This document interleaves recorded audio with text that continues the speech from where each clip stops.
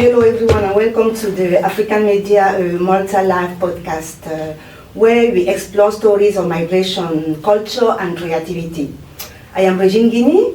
Today we are celebrating the second Ethiopian Film Festival in Malta, taking place on Wednesday 10th and Thursday 11th December 2025 from 7:30 to 9:30 p.m. at Spazju Kreattiv in Valletta.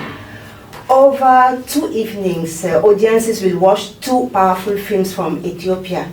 Jebina, on 10 December, a story of love, abduction, justice, and the traditional Oromo Jeda system. And Qalat, on 11 December, following 2 close friends, Jirum and Adis, as they face life-changing choices that test their friendship and integrity. With us in the studio is the woman helping bring these stories in Malta and to the world, Tigist Kebede. Good afternoon. Good afternoon. And thank you for being here. You are the co-founder and Operations Director of Habeshaview, an international platform and distributor dedicated to Ethiopian and African films. Welcome again to Malta and to this podcast. How are you finding Malta? Have you been able to see something apart from movies? At the moment, when I came here last year in October, it was very hot. So this year I've come back in December without a coat. So I'm very surprised that it's actually cooler than I expected. But yes, Malta is great. I have been able to see some sights and I hope to spend a bit more time and see more. Welcome again. But before we talk about the films that are bringing you to Malta, can you tell us a bit about your own journey? Where did you grow up? How did you first fall in love with cinema? What brought you to this world? Earlier, well, thank you first of all, thank you so much for inviting me to be here. This is very important and powerful to send a message about African films on the international market. I understand we have half an hour, so if I tell you all the story about my background, I think we might need more. But I'll do a summary. So I was born and brought up in Ethiopia and left Ethiopia a little while ago to, first of all, to go to the UK and then have traveled extensively. I have lived in 10 different countries and visited 50. So that experience, in a nutshell, has given me kind of a first-hand view of how the film industry or how storytelling can develop from just telling a story to encouraging people to understand culture, languages, and the idea of home. So that's how it started. So our journey with Habeshaview started in 2015, professionally, when myself and 2 other Ethiopian diaspora were trying to find good quality original Ethiopian films. We decided that we were struggling to find kind of a dedicated platform, a dedicated festival. And instead of sitting and complaining about it, we decided that why don't we go and do this ourselves? So that's how it kind of, it was born that way. Yeah. That would have been my second question, so please develop a little more about this Habeshaview. Yes. Yes, so as I said, we were the audience for our own platform. So we were people who've lived abroad. There are over 3 million Ethiopians living internationally. For that kind of community, there wasn't a dedicated, beside the free streaming platform, which had a multitude of lots of content. We were looking at how do we dedicate, how do we encourage the good old-fashioned films that are made for the cinema, theatrical releases, festivals. And we found Habeshaview. We had an application, a very basic application built. The current one is the 3rd version, so it's actually top-notch at the moment. And then we were providing this service to the Ethiopian diaspora for 3 years for free. Then we, in order to get the international view of Ethiopian films, we said we'll start organizing festivals. Started in London in 2019, and then now Malta, our 2nd year. So that's how it's grown. That is really interesting because when I was looking up about your stories, I read some of what actually you did in the past years to make that platform be more international. So how will you describe that today to someone who has never heard of it? Is it only a streaming platform or also a distribution platform? What exactly do you do? If me, Regina, have to go there, what do I expect? Yeah. So when we started 10 years ago, we were, it was a very basic streaming platform. And then as time went on, we realized we need to do more than that. So at the moment, Habeshaview TV is its own dedicated streaming platform. It has live news, audiobooks, games, everything you can think of. We have Ethiopian films as well as international and African content on it. That's one. So it's got its own streaming platform dedicated for the Ethiopian market. Then at the same time, we're also distributor for Ethiopian-made content, because that's also what we were lacking. We were lacking that Ethiopian films were not getting international viewing, they were not getting addressed by the international festivals. So at the moment, we're also distributing Ethiopian content to the international market. Then we are going into one of the fun things, into co-production as well, because what we are realizing again, it's okay to talk about Ethiopian films. It's okay to bring them to festivals. It's okay also to distribute them. At the same time, we need to have them very well made, good quality, with a better budget than we've been doing at the moment. So that's also what we're doing. So you can say we are a multi-tasked company, covering quite a lot and doing, I hope very well. I'm sure, but as a woman, how are you managing the challenges that you definitely for sure face?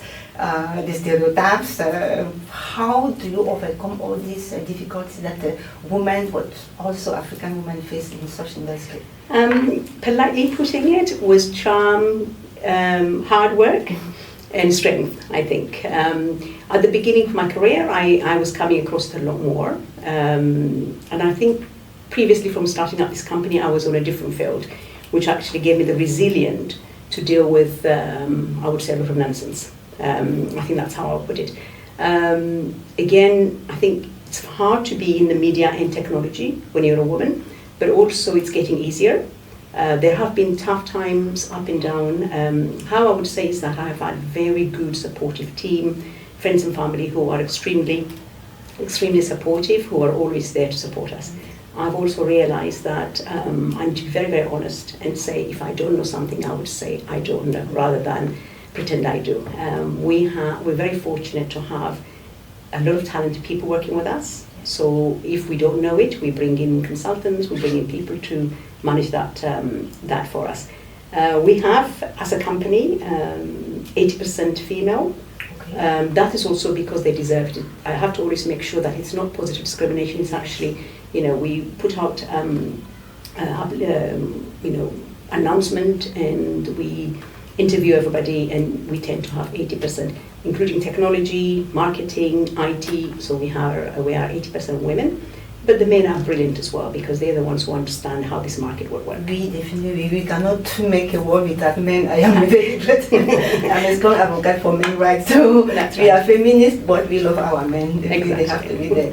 And you have been organizing these festivals already in Ethiopia and also in London. Why do you think it's still important to organize a physical festival when the screening is always almost taking over everything? Well, that's a good point, and that's also what I'm trying to prove to my board of directors, because they would always say to us, well, we've got a streaming platform already. Incidentally, we work with big telcos, so we actually partner with a lot of telcos, airlines, and in that group, so that's kind of where our core business comes from.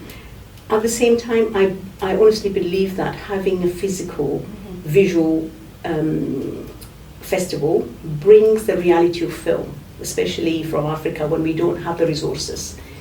We don't have the resources. I have to say, sometimes we don't have the resources, the capacity. We have issues which come in front of us. Always say about the visa problem of Africans coming to Europe. Not all of us want to come and live in Europe. I just want to make sure that's very, very clear. All these things. So also our filmmakers, I can speak about Ethiopians, they enjoy coming to Europe to be able to have that experience. Going to a cinema, going to a festival, to physically attend and be part of the community, you cannot replace that. You can have the best streaming in the world, you can have the best live event, but it does not replace the physical, face-to-face community, handshaking, taking photographs. So that's why we are still resilient and are still doing it. I agree with you, also because we have bigger festivals that are still happening, so definitely we still need that physical presence. Let's move into now to the films on what films are going to happen starting next Wednesday. So we mentioned at the introduction the two films that are going to be played at Spazju Kreattiv. The first one, it is Jebina. So for listeners who have not seen it yet, how will you introduce Jebina? What is in the story of Jebina? One of the, when we choose films to bring to festivals, we get a lot of them submitted. And we have to be very, very careful how we choose them. And we also want to make sure that it has an impact. So it's something entertaining, it makes us laugh, and we walk away. We also want to make a statement of saying these are films which are hard subjects have been told in Ethiopia, because generally in most of our previous experience it's always been romance, rom-com, that type. So Jebina is a beautiful film. It's filmed in Ethiopia. It was a beautiful scenery, green, wishful, wonderful environment. But it's it's based on true story. The producer and writer was in London with us. Unfortunately, she wasn't able to come to Malta. She was in London with us in October, and it's a story of her. And what's amazing is she was very prepared to tell the truth about her own life. Yeah. And it's amazing. It starts with a 15-year-old girl who is amazingly beautiful and fun and going to school, and the trauma and the tragedy that follows it when it comes to cultural experiences. And then how she's overcome that. It would be upsetting for a lot of people, but as I said, it's based on true story. What would be is that she'd obviously taken away by someone she didn't want to be married to. She marries that person because the family have an agreement. Instead of him being a criminal, they decide that they will get married. And then there's the forgiveness. The trauma she goes through and has 3 children. At the same time, she's very forgiving to an extent that again and again we see her forgiving. Initially because she was young and she didn't understand.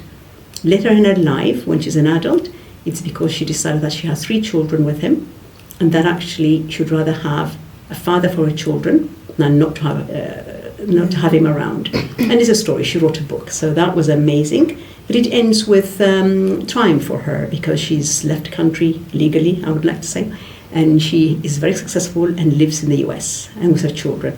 And it's an amazing story whereby it could have been, a lot of experience would be people are committing suicide not to go through that motion.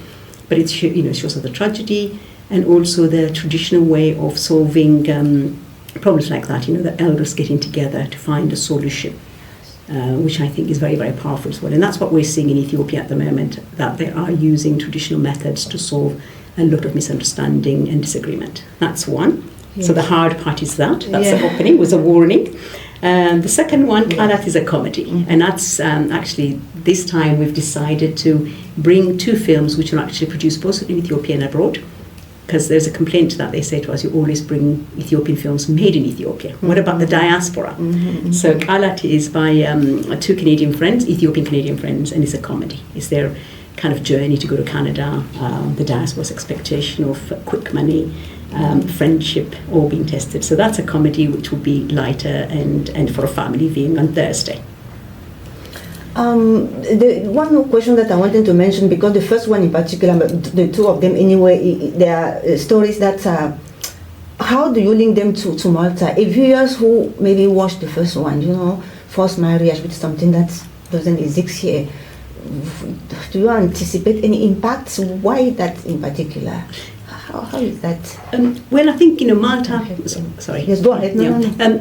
First of all, Malta, a very powerful place for the film industry. We look at Malta, a very small island, but in terms of the earning and being as a seat of the, kind of Hollywood films being filmed, kind of as an Ethiopian living in Ethiopia, I aspire to have our industry to grow very quickly like Malta. I think we've got a while to go.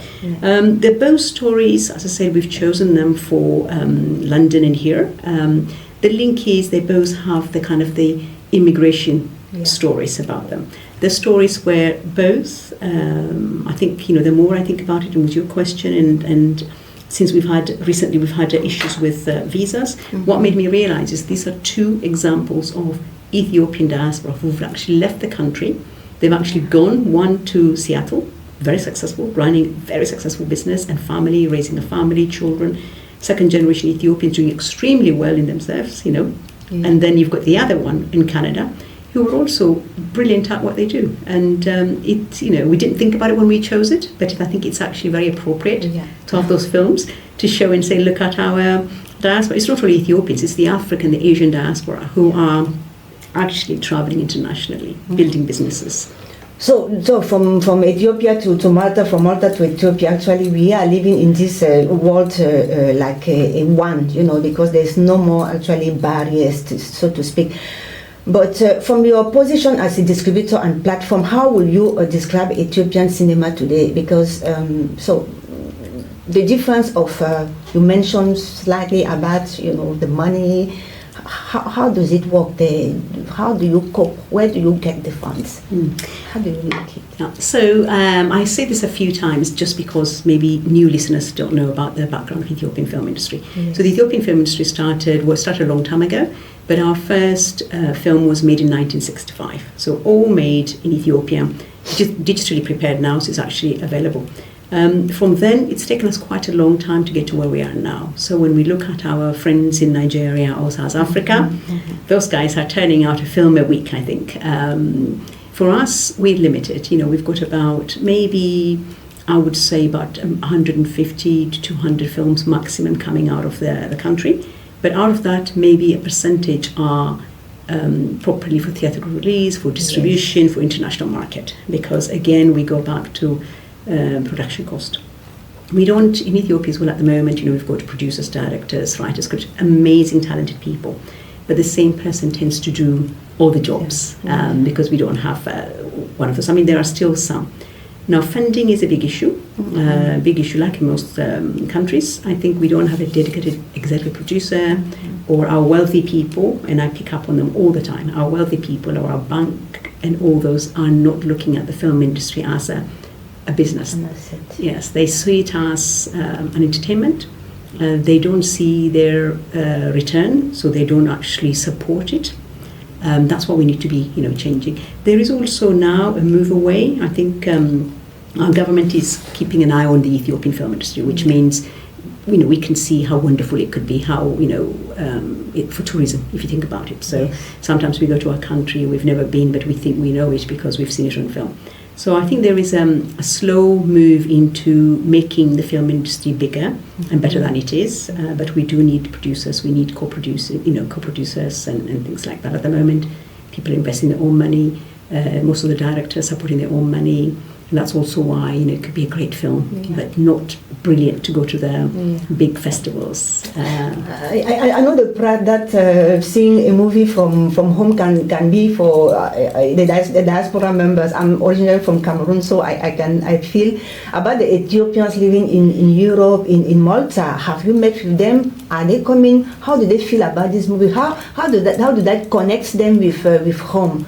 The fact that you bring these movies to Malta. Yes, when I came last year, that's October was the first time, and I met, I understand there were 160 of them here last year.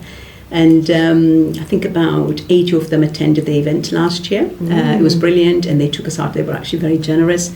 Last year we were able to bring 2 of our top film actors and actresses with us.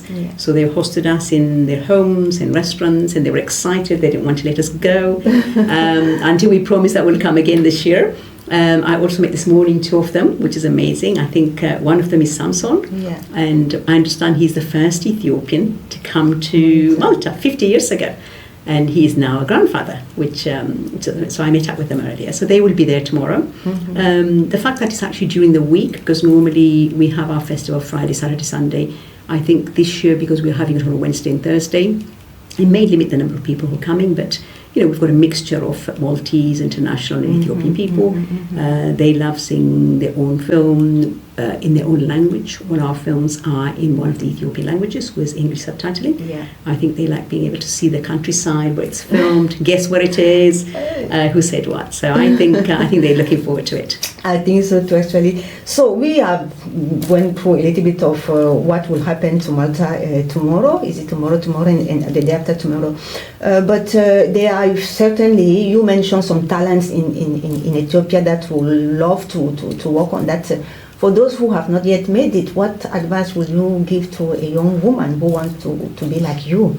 Because I guess it will be challenging. Well, I think I would say young women and young men as well. You remember what we said earlier? So something's I'm also young women and women. Yes. I'm also remembering that I've got a son and a daughter, so I have to make sure that they're both. I think persist, hard work.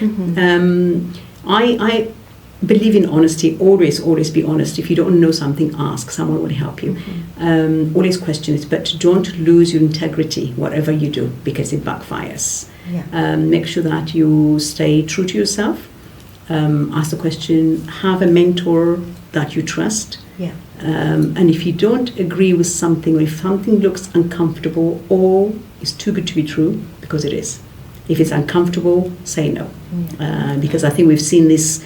It's topical now, but I think we just have to make sure that we have to choose our battles carefully and keep persistent and reach out to people you admire. Send them an email, send them a text if they have time. If they're very good, they will always reply. If they have replied 3, 4, 5 times, then you just have to find somebody else. That's a good one, a good advice, because sometimes when we are passionate about something, we tend to be blunt, we tend to forget we don't want to see the red flags that say this is not the good way. So that is really interesting as an advice. And are you envisioning some collaboration with NGOs here? Are you making some partnership apart from Christine, who is great already? I'm sure that what the amazing the amazing Christine X. Yes, and yes. No, we. So when I came last year, it was purely festival because we're thinking Ethiopian film in Malta, wonderful location, great Maltese friends and family. But this year I'm also making appointments to visit the University of Malta and then a couple of private colleges, because we have realized that we need to make connection between some of these institutions and our film industry. So I'm making those arrangements. The Ethiopian community have I've invited a few people from various NGOs that have been working with them, including I think they gave me a message about like the police and the community. Yes. And I think it's good to bring all these communities together. And at what better place than showcase a film about a country that they might not know about, or they have a different idea of what it is. Absolutely. Yes. That's very important. So yes, we've got multiple meetings. I think tomorrow, Wednesday, Thursday. I live on Friday, but both Wednesday and Thursday are full of meetings for various people, education, businesses, the film industry. Not forgetting to go to lovely restaurants in Malta for lunch and dinner. I think that's very, very important as well. So, we are heading slowly towards the end of our chat, because I know that you are very, very busy, of course. But Ethiopia, you just mentioned it. The way Ethiopia is known to Malta might not be through movies and art. So why would you say to the Maltese audience, how do you convince them to come and watch the movies? What is there for them to get? It's a long story. I think Malta and Ethiopia have a long history. I think the Christianity, the history going back hundreds of years, as well as I think there is a couple of there's a school in Ethiopia which is 40 years old, which is run by Maltese nuns, and there are Maltese families there. That's one. Secondly, I have been to go and see Maltese films because I want to understand. There's no point in saying I don't know about a culture if you don't make an effort. My advice would be come and watch one of these films, so you get an idea of the scenery of the country, the culture, the history, and the beautiful people who are wanting to be friends. Again, films are a way of understanding somebody's culture without having to study very hard. And it's a beautiful location. I would suggest tomorrow and Thursday. Come and watch and meet the Ethiopians. You might not meet them otherwise. It will be a very good way of interacting and getting to know each other. I'm sure I will be there. For sure. We are looking forward to seeing you. Yes, let's something about yourself before we let you go, but we'll see you again tomorrow. I just wanted to leave our audience with some personal thing about yourself. So if you can tell me in one word, maybe, what is a woman that has inspired you, maybe? Oh my goodness, now you have to ask.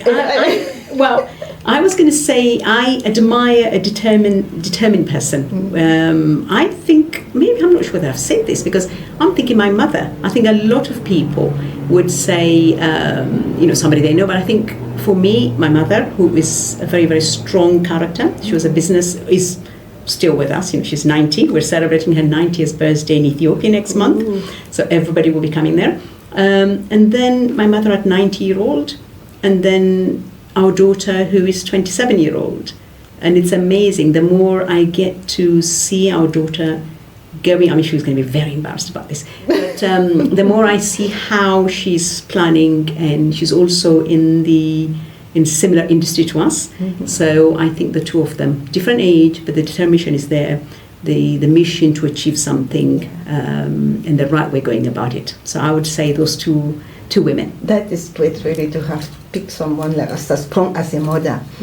And so the other one is that, will you say a word in Amharic or Oromo to the Maltese people, and what does that mean that you are going to say?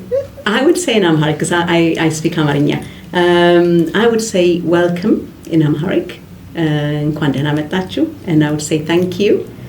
Thank you very much, Inji. Thank you. So we are at the end of this chat, because again, I just repeat that you are a very busy woman. So we have been speaking to my audience now. We have been speaking with Tigist Kebede, the co-founder and the Operations Director of Habeshaview here in Malta for the second Ethiopian Film Festival. So a reminder that from tomorrow, Wednesday, the 10th December, you are going to see Jebina at Spazju Kreattiv, and the second movie will be Qalat, the 11th December 2025 at 7 p.m. also at Spazju Kreattiv. Both films are in Amharic with English subtitles. So thank you for bringing these stories here in Malta. Thank you. I wish you all the best, successful, and hopefully we see you again.